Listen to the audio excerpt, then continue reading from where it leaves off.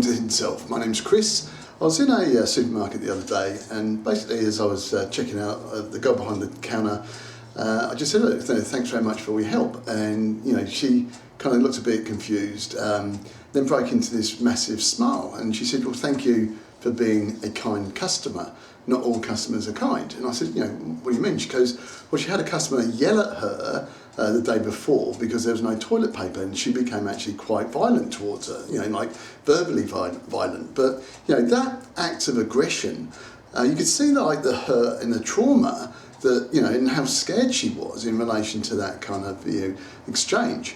So it kind of got me thinking about both being what's the purpose? What being violent towards somebody, being abusive towards something, what does that actually gain? Absolutely nothing.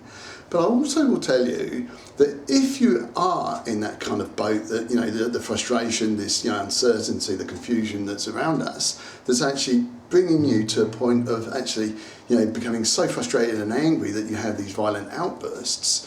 The bad thing about that is what's happening is that your thresholds of actually turning angry and turning violent is becoming less and less.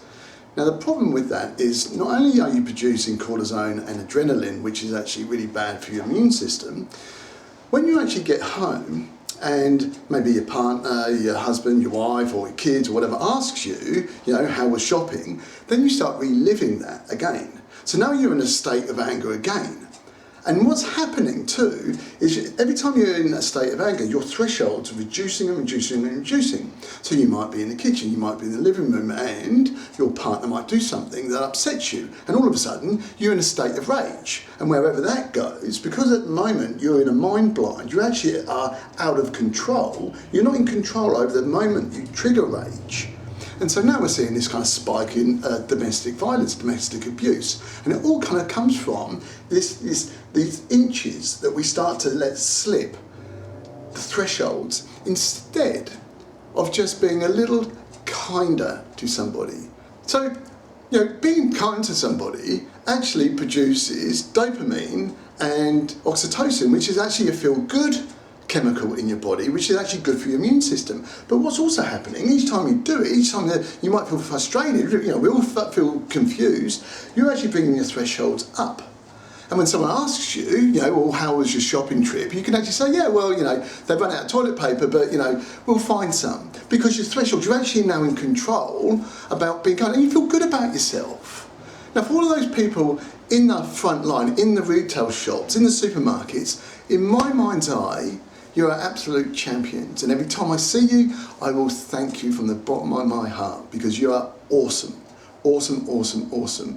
And if the takeout of this video, if we all could be a little kinder to those people, say thank you, even though they may not have exactly what you want, but just show that we are actually compassionate people and we can extend a level of kindness that actually is both beneficial to the person and to us, and for our own immune system and our own mental and physical health. So how do I stop myself going into rage? Well, there's a couple of things. What we want to try to do is actually break that sequence, break that kind of pattern. So what we want to do is use different language. Well, it's disappointing. Okay, so you can literally just have this trigger that says, it's disappointing. That will actually reduce your level of intensity and it brings it down. It gives you a moment to just say, yeah, it's, not what I wanted. It's disappointing. As opposed to, oh my God, I'm going to go without, where is it? And panic, panic, panic. You don't want to get to that level. And by having you want to short circuit it. So I just find that disappointing. Yeah, this is disappointing. You're still frustrated. But you say, well, thanks for your help anyway.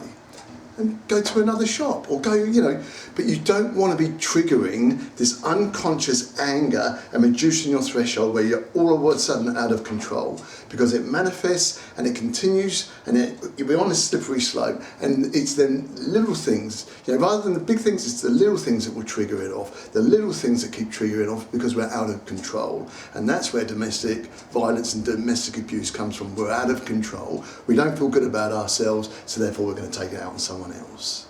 So if you can just use that to short circuit that, then you start to feel good about yourself. And that's what we want to do. We want to come out this side, we want to come out the other side of this and actually be proud about how we actually coped. Thank you.